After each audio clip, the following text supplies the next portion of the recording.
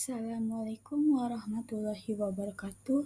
Perkenalkan, nama saya Lavinia Azizah dengan NIM C1E12324 dengan ruang 001 Prodi Kewirausahaan Fakultas Ekonomi dan Bisnis, dosen pengampu Bapak Bambang Purnomo SEMM Universitas Jambi.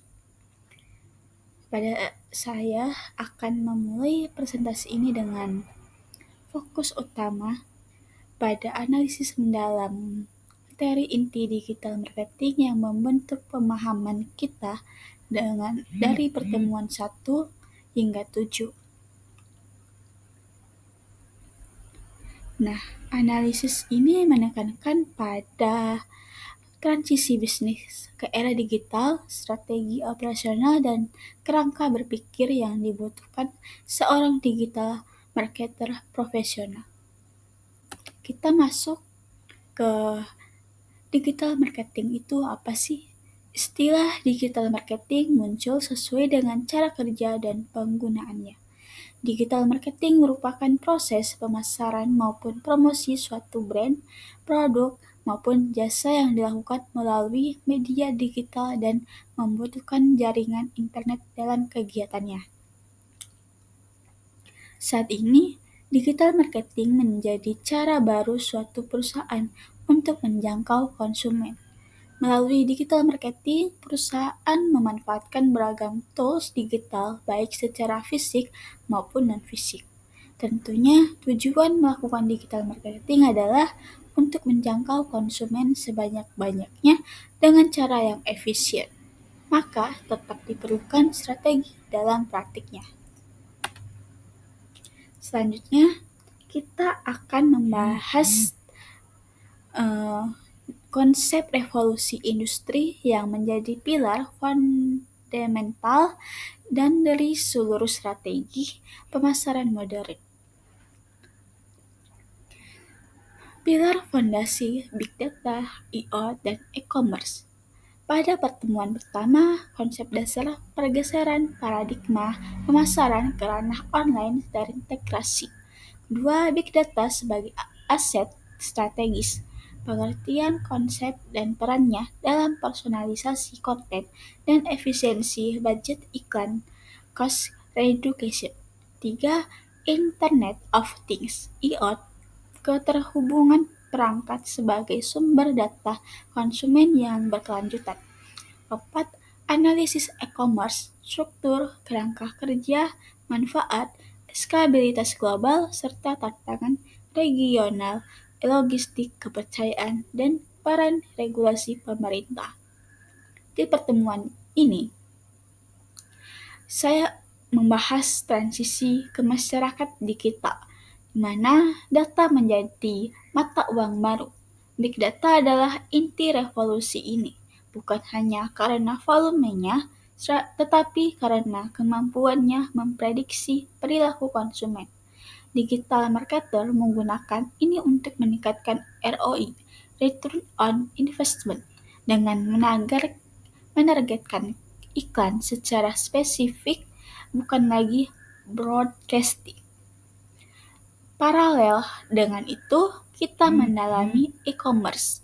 Analisis ini mencakup bagaimana model e-commerce bekerja, tantangan logistik dan infrastruktur yang unik di pasar Indonesia, dan bagaimana dengan kebijakan pemerintah menjadi faktor penentu dalam menciptakan ekosistem bisnis digital yang stabil dan berkelanjutan.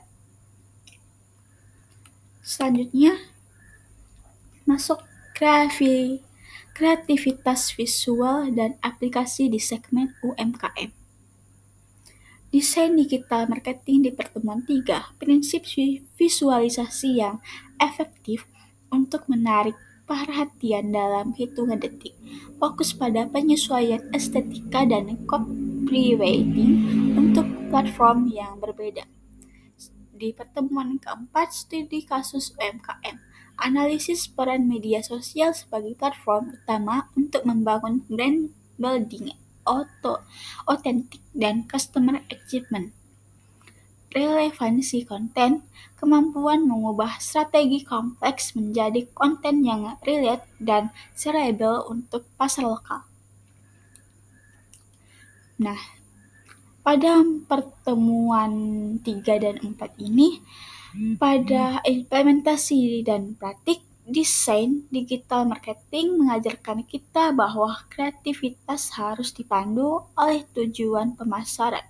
Kita harus mahir merangkai pesan visual yang ringkas agar menonjol di feed audiens. Analisis studi kasus UMKM di pertemuan keempat ini memberikan perspektif berharga. Media sosial adalah tool paling demokratis yang memungkinkan UMKM dengan modal terbatas membangun brand image yang kuat. Hal ini menunjukkan bahwa kesuksesan digital terletak pada strategi konten yang relevan dan interaksi yang jujur dengan komunitas pelanggan. Selanjutnya, masuk ke strategi jangka panjang, SEO, bisnis, dan kesiapan karir. Kesiapan karir di pertemuan 5, pemahaman standar profesionalitas dalam penyusunan CV dan surat lamaran kerja untuk merefleksikan skill digital yang dimiliki. SEO Search Engine Optimization SEO Search Engine Optimization.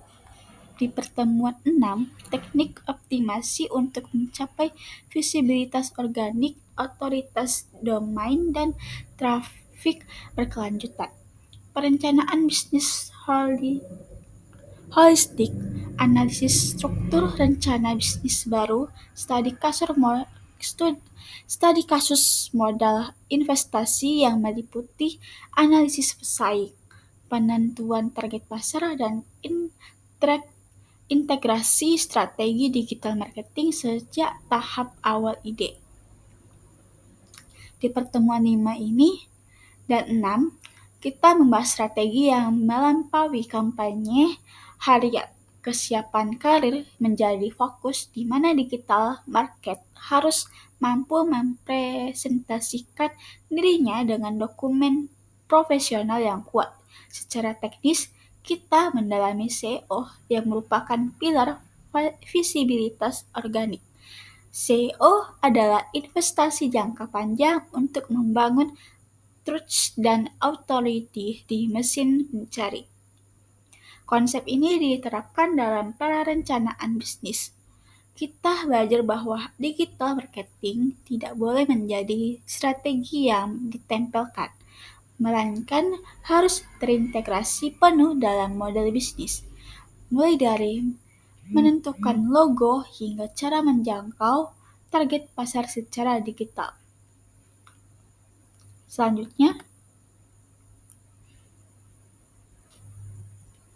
analisis krisis korporat dan validasi data. Di pertemuan 7 ini membawa kita ke level strategis tertinggi.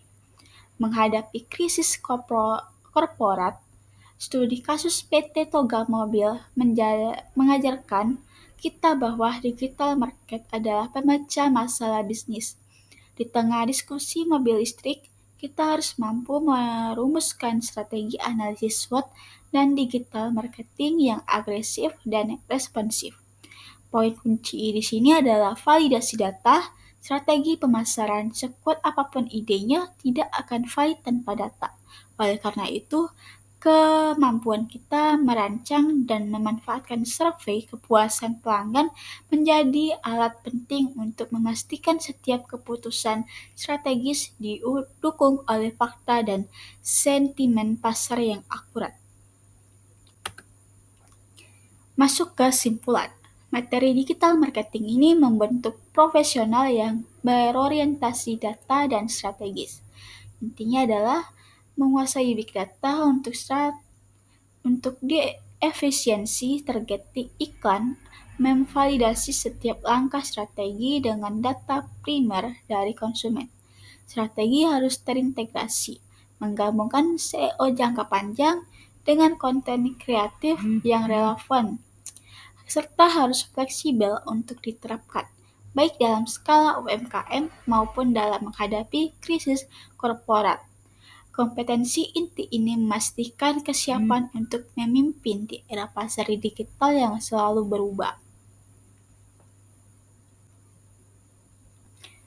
Baik,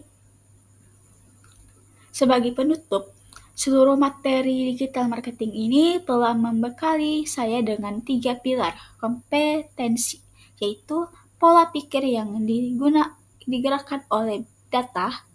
Yang kedua, kemampuan mengintegrasikan strategi SEO jangka panjang dan fleksibilitas untuk mengatasi masalah di berbagai skala bisnis.